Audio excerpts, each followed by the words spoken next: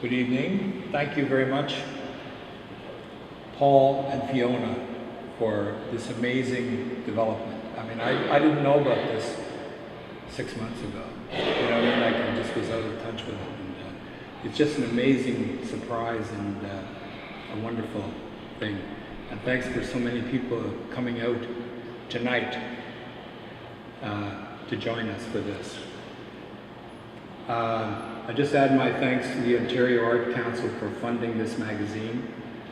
Thanks to McMaster for this venue. And thank you to Simon for introducing me and for reading the poems. Of the man George Grant. Let me recount one short but powerful memory I have of him as a controversial public intellectual. His speech to a large crowd at the Teach-In in Toronto's Varsity Arena in 1965. Grant's great voice boomed out in the large hall, denouncing what was happening to Canada inside the American empire that was engaged in the Vietnam War. And I'm reading from Grant's own original speech. The United States is a world empire, the largest to date. Its life at home is controlled by mammoth corporations, both private and public. And through these bureaucracies, it reaches out to control a large portion of the globe and soon beyond the globe. Canada moves increasingly to being a satellite of that empire. And we in the New Left had heard that account before at protests and from our own student leaders. But here was a renowned intellectual from within the university establishment, and he was saying it publicly. The experience emboldened us greatly, and I think this public event, along with the widespread popularity of Grant's 1965 book, A Meant for a Nation, was the main reason that we saw a brief alliance between Grant and the New Left against the war in Vietnam. But if you look at the rest of the speech, the sobering message in the remainder of the speech was slower to sink in. Grant was also saying that the New Left were deluded if they thought they were engaged in actually changing the system of technological capitalism through protests. He clearly thought we were right to try to address the problem, but he challenged us to be less naive and to consider how deep and difficult the problems were. More thought and more patience, more staying power would be needed if we were to address it effectively. That seems to be still true today, you know what I mean? We're still waiting for that to sort of change. Now to the first speaker. The first speaker is John Porter, who I met recently through a lot of amazing emails, actually. He is a retired English teacher from Mohawk College and a long-term reader of George Grant. His wonderful book called Spirit Book Word is about 10 different thinkers, poets, and novelists, including Grant. His latest book is Lightness and Soul, Musings on 8 Jewish Writers.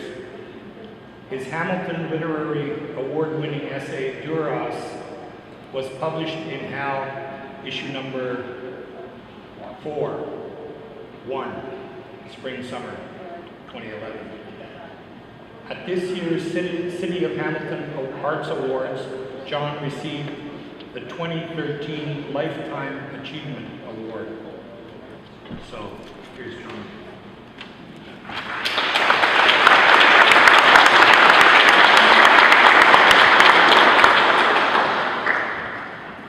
Thank you, Art. This is a thrill for me to be in the company of someone who's done such labor of love on Grant for such a large number of years. Some of you, I'm sure, are familiar with the Yale University Press series, Why X Matters. There's a book on Hannah Arendt, Why Hannah Arendt Matters. There's a book on Lionel Trilling, Why Lionel Trilling Matters. I don't expect the Yale Press to have a volume on Grant, but I think if we had the Canadian equivalency at the U of T, there certainly would be a book on why Grant matters, and maybe someone in the audience would write that book. Grant matters to me for a number of reasons. I'm going to share simply one reason with you. And to do that, I just need a little bit of backstory. Some of you, I think, have seen the Vietnamese monk Thich Nhat Hanh on YouTube. If you haven't, give yourself a treat tonight and watch and listen to his meditation on interbeing. Part of interbeing, I think the best way I can demonstrate is I'm holding a sheet of paper in my hand. It has obviously come from a factory, it's come from workers, but it's also come from the sun, it's come from rain, it's come from soil, it's come from trees. It's something that is given as well as made. And one of the reasons why I revere Grant is he may not have originated the concept of the given, but I think he gave it a very special articulation. Pope's famous epigram, "What oft was thought, but ne'er so well expressed." I'm just going to read you his lines from the addendum to two theological languages. Grace means that the great things of our existing are given us, not made by us, and finally not to be understood as arbitrary accidents. Our making takes place within an ultimate givenness. I'll just repeat part of that. The great things of our existing are given us, not made by us. I experienced this line in flesh. I was with my grandson. We were walking in the woods in North Toronto. We passed through a wooded area, and then we came to a therapeutic horse farm. My grandson had never seen a horse before. He'll be 5 in September. I really wasn't sure how he would respond to this majestic animal. To be honest, I think I was thinking quite pessimistically that he already knows more about computers than I do. I thought this might be an encounter with a horse would be something boring to him compared to computer games, razzle-dazzle on television or what have you. He was mesmerized. For 10 minutes he gazed into the eyes of the horse gazed back. My wife and I, after 15 or 20 minutes, thought that the encounter had gone on long enough. We took his hand and we left the horse. But I realized that with all the technological innovation, with all of the inroads, not only into our public life, but our private life, the ways of our heart, the ways of our soul, I think are increasingly, and I think Grant knew this, increasingly shaped by technology. But there are these pockets of other significances where someone is overwhelmed by the given, and you can, I'll leave it to you to sort of go on your own journey to understand that concept. Art's friend Dennis Lee wrote about it in his book-length essay on Michael Ondaatje and Leonard Cohen. Lee played with the metaphors of the earth and the world. Earth was what was natural, earth was what was given, the world was what was made. And of course there is an intermeshing of the two. It's not an either or. But that simple experience with my grandson, in a very personal way, told me that Grant still matters. And I'll pass the baton now to Art. Thank you.